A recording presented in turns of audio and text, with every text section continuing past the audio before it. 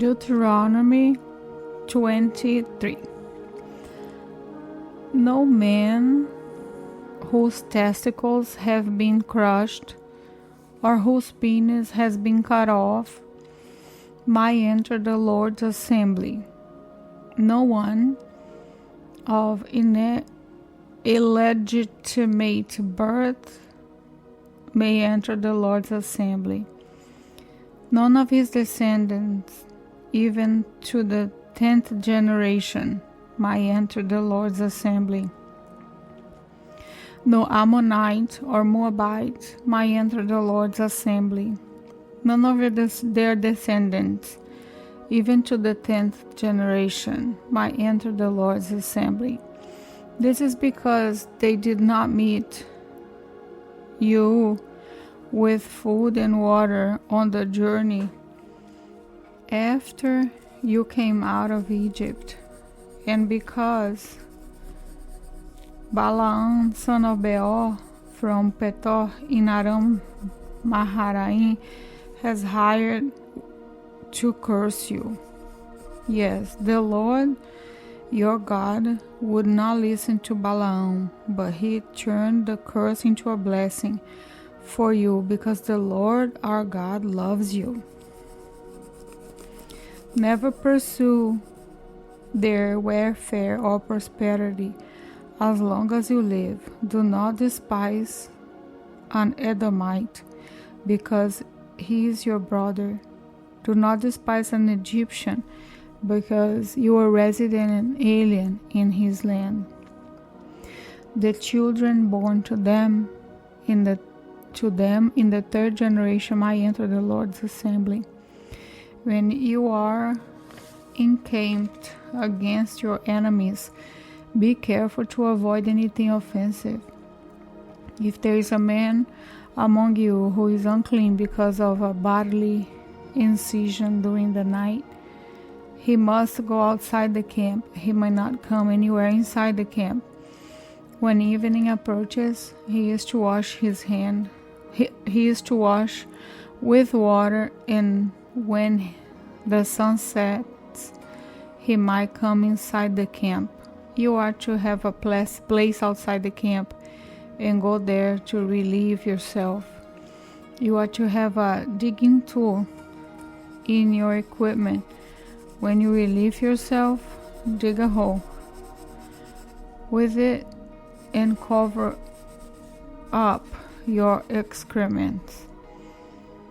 For the Lord your God walks throughout your camp to protect you and deliver your enemies to you, so your encampment might be holy. He must not see anything indecent among you, or he will turn away from you. Do not turn a slave to his master when he has escaped from his master to you. Let him live among you wherever he wants within the city gates. Do not mistreat him. No Israelite woman needs to be a court prostitute, and no Israelite man needs to be a court prostitute. Do not bring a female prostitute wages or a male prostitute earnings into the house of the Lord your God to fulfill any vow, because both are detestable to the Lord our God. Do not charge your brother interest on silver, food, or anything that can earn interest. You might charge a foreigner interest, but you might not charge your brother Israelite interest, so that the Lord your God might bless you in everything you do in the land you are entering to possess. If you make a vow to the Lord your God, do not be slow to keep it, because he will require it of you, and it will be counted against you as sin. But if you refrain from making a vow, it will not be counted against you as a sin. Be careful not to do whatever comes from your lips, because you have freely vowed what you promised to the Lord your God. When you enter your neighbor's vineyard, you might eat as many grapes as you want until you are full, but do not put any in your container. When you enter your neighbor's standing grain, you might pluck a head of grain with your hand. Do not put a sickle to your neighbor's grain. Deuteronomy chapter 24. If a man marries a woman, but she becomes displeasing to him because he finds something indecent about her, he may write her a divorce certificate, hand it to her, and send her away from his house. If after leaving his house she goes and becomes another man's wife, and the second man hates her, writes her a divorce certificate, hands it to her, and sends her away from his house, or if he dies, the first husband who sent her away may not marry her again after she has been defiled, because that would be detestable to the Lord. You must not bring guilt on the land of the Lord your God is giving you as an inheritance. When a man takes a bride, he must not go out with the army or be liable for any duty. He is free to stay at home for 1 year, so that he can bring joy to the wife he has married. Do not take a pair of grindstone or even the upper millstone as security for a debt, because that is like taking a life as security. If a man is discovered kidnapping one of his Israelite brothers, whether he treats him as slave or sells him, the kidnapper must die. You must purge the evil from you. Be careful with a person who has a case of serious skin disease, following carefully everything the Leviticus priest instructs you to do. Be careful to do as I have commanded them. Remember what the Lord your God did to Miriam on the journey after you left Egypt. When you make a loan of any kind to your neighbor, do not enter his house to collect what he offers as security. Stand outside while the man you are making the loan to brings the security out to you. If he is a poor man, do not sleep with the garment he has given as security. Be sure to return it to him at sunset. Then he will sleep in it and bless you, and this will be counted as righteous to you before the Lord your God. Do not press a hired worker who is poor and needy, whether one of your Israelite brothers or one of the resident aliens in the town in your land. You are to pay him his wages each day before the sun sets, because he is poor and depends on them. Otherwise he will cry out to the Lord against you, and you will be held guilty. Fathers are not to be put to death for their children, and children are not to be put to death for their fathers. Each person will be put to death for his own sin. Do not deny justice to a resident alien or fatherless child, and do not take a widow's garment as security.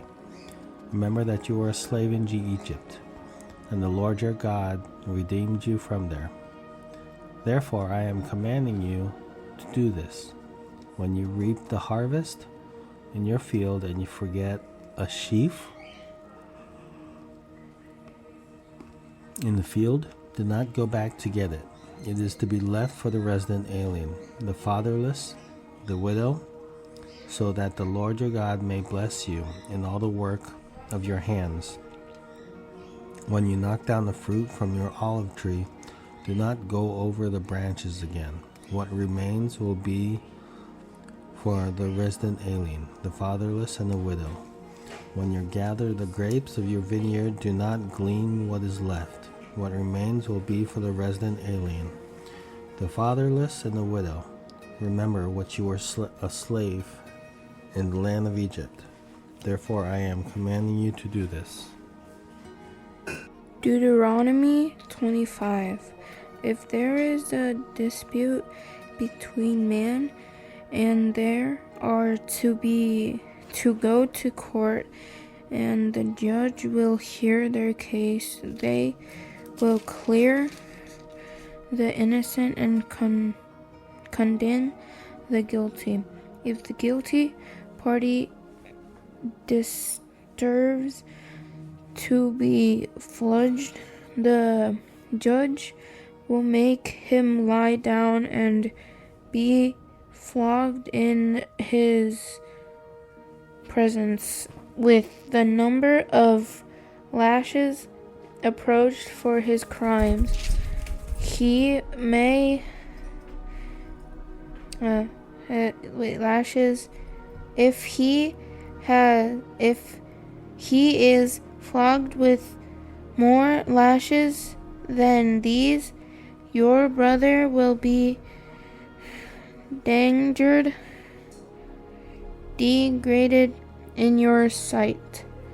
Do not muzzle an ox while it treads out grain. When your brothers live on the same property and one of them dies without a son, the wife of the dead man may not marry a stranger outside the family. Her brother-in-law is to take her as his wife, have sexual relationship with her, and perform the duty of a brother-in-law for her. The first son she bears will carry on the name of the dead brother, so his name will not be blotted out from Israel. But if the man doesn't want to marry his sister-in-law, she is to go to the elders at the city gate and say, "My brother-in-law refuses to preserve his brother's name in Israel. He isn't willing to perform the duty of a brother, his brother's name in Israel. He isn't willing to perform the duty of a brother-in-law for me. The elder of his city will summon him and speak with him. He is parasite and speak with him.